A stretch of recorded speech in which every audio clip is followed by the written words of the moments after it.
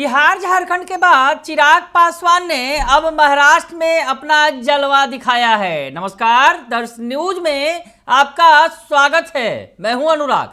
महाराष्ट्र में चुनाव से पहले चिराग पासवान ने भी अपनी ताकत झोंक दी है। चिराग पासवान जो एनडीए का हिस्सा हैं, बिहार एनडीए का हिस्सा हैं और केंद्र में मंत्री हैं। चिराग पासवान ने सबसे पहले तो बिहार में लोकसभा चुनावों में जोरदार धमाकेदार परफॉर्मेंस किया और 100% स्ट्राइक रेट के साथ 5 की 5 सीटें जीत ली। उसके बाद चिराग पासवान का जलवा बढ़ता ही चला गया। केंद्र में मंत्री बन गए चिराग पासवान और खाद्य एवं प्रसंस्करण उद्योग मंत्री बनाए गए। और इसके बाद चिराग पासवान अभी झारखंड में पूरी अपनी ताकत दिखा रहे हैं। पिछले ही दिनों चतरा में उन्होंने कैंडिडेट उतारा था, उसके लिए खूब प्रचार किया था। उसके अलावा बीजेपी के लिए भी वोट मांग रहे हैं झारखंड में चिराग पासवान। आज भी उनका चुनाव प्रचार है, लेकिन इस बीच तस्वीरें आई हैं महाराष्ट्र से निकलकर। जी हां, महाराष्ट्र में भी चिराग पासवान ने अपना दम दिखाया है। चिराग पासवान को बीजेपी ने बतौर स्टार प्रचारक मैदान में उतारा। वो बाकायदे चार्टर विमान से महाराष्ट्र पहुंचे और महाराष्ट्र में उन्होंने हुंकार भरी है। बीजेपी भी जानती है कि दलित वोट बैंक के बीच चिराग पासवान कितने क्रेजी हैं और चिराग पासवान वहां दलित वोट बैंक के साथ साथ युवाओं को खूब लुभा सकते हैं। तो चिराग युवाओं को लुभाने के लिए पहुंच गए मुंबई के दादर में उन्होंने बाबा साहब भीमराव अंबेडकर की प्रतिमा पर माल्यार्पण किया और विपक्ष के खिलाफ हुंकार भर दी। विपक्ष जो महाराष्ट्र का विपक्ष है, जो विपक्षी महागठबंधन है, उसके खिलाफ चिराग पासवान खूब गरजे। उन्होंने महाराष्ट्र में बाबा साहब भीमराव अंबेडकर की प्रतिमा पर माल्यार्पण किया और उसके बाद विपक्ष पर हमला भी बोला। जब तक हम लोग बटेंगे, ये लोग अपनी राजनीतिक रोटियां सेकेंगे और विपक्षी दल सिर्फ सत्ता में भ्रष्टाचार करने के लिए आना चाहते हैं। सिर्फ पैसे कमाने की सोच के साथ ये लोग आना चाहते हैं ताकि अपने घर, अपने परिवार के लिए बड़े बड़े घर महल बनाए, महंगे से महंगा पानी खरीद कर पिए, जबकि हम लोग दूषित पानी पीने के लिए परेशान हैं। इसीलिए साथियों, समय अब ज्यादा नहीं है।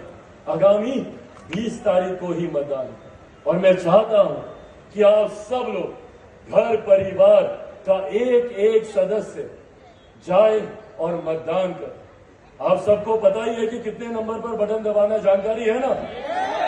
सबको पता है? एक नंबर दिखाइए। एक नंबर पर कौन से छाप पर बटन दबाना है? कमल छाप पर। साथियों, जब आप लोग कमल छाप पे बटन दबाएंगे तो वो वोट अमरजीत जी को तो जाएगा ही, पर आपका ये वोट सीधा मेरे प्रधानमंत्री नरेंद्र मोदी जी के पास जाएगा। और आपका ये वोट जहां एक तरफ मेरे प्रधानमंत्री नरेंद्र मोदी जी को मजबूती देने का काम करेगा, हमारे मुख्यमंत्री एकनाथ शिंदे जी मुख्य धारा के साथ जोड़ने का कार्य करें। महिलाओं के सम्मान के लिए योजना, भले वो गांव देहात के इलाकों में शौचालय बनाने से लेकर हो, उज्ज्वला के माध्यम से घर घर गैस कनेक्शन पहुंचाने को लेकर, या फिर आज जिस तरीके से गरीब वर्ग से आने वाली हमारी महिलाओं के लिए लाडली बहन योजना के तहत प्रति माह उनको सम्मान निधि के साथ जोड़ने की बात हो, ये तमाम कार्य हमारी केंद्र की सरकार कर रही है। इससे पहले हम लोग के घर में अगर कभी बीमारी आती थी तो महिलाओं को अपने जेवर बेचने पड़ते थे, घर की जमीन हम लोग को गिरवी रखनी पड़ती थी। पर आज आयुष्मान के माध्यम से, भगवान न करे, पर अगर घर पे कोई बीमारी आती है तो 5-5 लाख रुपए के मुफ्त इलाज का प्रावधान हमारी केंद्र की सरकार, हमारे प्रधानमंत्री जी के द्वारा किया गया।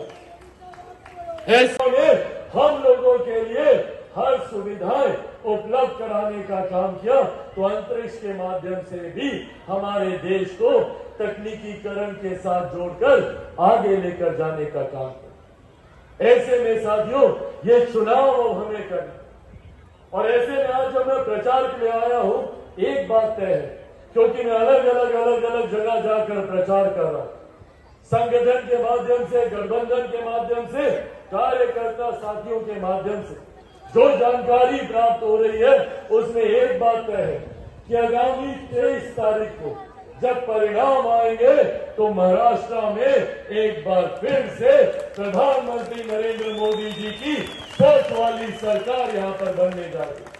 तो जब ये बात है कि यहां पर पुनः राज्य में हमारी सरकार बनने जा रही है, तो आपका विधायक ऐसा विधायक होना चाहिए जो मुख्यमंत्री के बगल में बैठकर आपकी समस्याओं का समाधान करे, जो प्रधानमंत्री के बगल में बैठकर आपके लिए बड़ी बड़ी परियोजनाएं लेकर, ना कि कोई ऐसा विधायक जो सिर्फ आप लोगों को बहाने देता है, सिर्फ ये बोलता रहे कि भैया सरकार मेरी नहीं है, मैं क्या करूं, मैं तो काम लेकर जाता हूं, काम नहीं होता। जबकि हम सब जानते हैं कि मौजूदा विधायक की क्या तत्परता रह सके, उसके लिए जरूरी है कि हम लोग भी मुख्य धारा के साथ जुड़े। एक ऐसा विधायक, एक ऐसी पार्टी, एक ऐसा गठबंधन जिसकी सरकार राज्य में हो, उसका विधायक हमारा हो, ये बात की चिंता अब हम लोग को करने की जरूरत है। नहीं तो साथियों, अगर गलती से ये विपक्षी दल के नेता आएंगे अभी आप लोग के बीच में, आ भी रहे होंगे, प्रचार भी कर रहे होंगे अपने अपने प्रत्याशी को लेकर, और पुनः वही झूठ की राजनीति। पूछिए लोगों से, जब आए क्या बोलते थे लोकसभा चुनाव के वक्त, कहते थे कि अगर नरेंद्र मोदी की सरकार आ गई तो आरक्षण समाप्त कर दिया जाएगा, कहते थे अगर इनकी सरकार आ गई तो संविधान खत्म कर दिया जाएगा, लोकतंत्र की हत्या कर दी जाएगी। आज 5.5 महीने हो गए हैं, केंद्र में हम लोग की सरकार आई, केंद्र में प्रधानमंत्री नरेंद्र मोदी जी को तीसरी बार प्रधानमंत्री बने। पूछे इन लोगों से, किसका आरक्षण छीन लिया गया, कहां का संविधान खत्म कर दिया गया, कौन सा लोकतंत्र हटा दिया गया? सिर्फ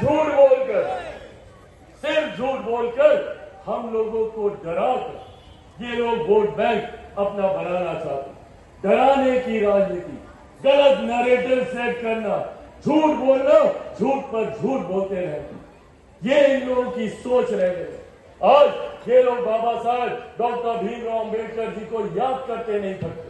पूछिए इन लोगों से, अभी मैं चैत्य भूमि से आ रहा हूं, वहां पर उनका आशीर्वाद लेकर आ रहा हूं। पूछिए इन लोगों से, क्या किया इन लोगों ने डॉक्टर बाबा साहब भीमराव अंबेडकर जी के विचारों को आगे लेकर जाने के?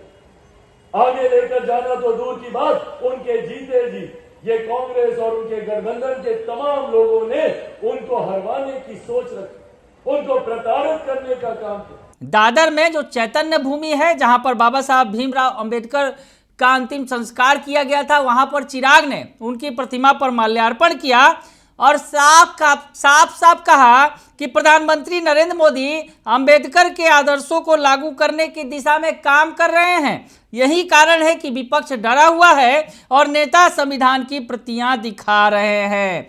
और साथ ही साथ चिराग पासवान ने, जहां बाबा साहब भीमराव अंबेडकर का अंतिम संस्कार किया गया था, वहां की धरती को नमन किया और कहा कि 1989 के पहले संसद भवन के केंद्रीय कक्ष में बाबा साहब अंबेडकर की तस्वीर नहीं लगाई गई थी, जबकि वहां पर दीवारों पर एक ही परिवार के 3 सदस्यों की तस्वीरें लगी थी। तो उन्होंने कांग्रेस पर भी तगड़ा हमला बोला महाराष्ट्र की भूमि से। तो चिराग पासवान ने महाराष्ट्र पहुंचकर, मुंबई पहुंचकर रंग जमा दिया, वोट मांगे बीजेपी के लिए। और बीजेपी जो जानती है, जिसने चिराग पासवान को स्टार प्रचारक के तौर पर महाराष्ट्र की भूमि पर उतारा, तो चिराग पासवान ने गरज बरस कर बीजेपी के लिए भी खूब वोट मांगे। बने रहिए दर्शन न्यूज के साथ, तमाम खबरों से आपको अपडेट रखेंगे। फिलहाल के लिए इतना ही, धन्यवाद।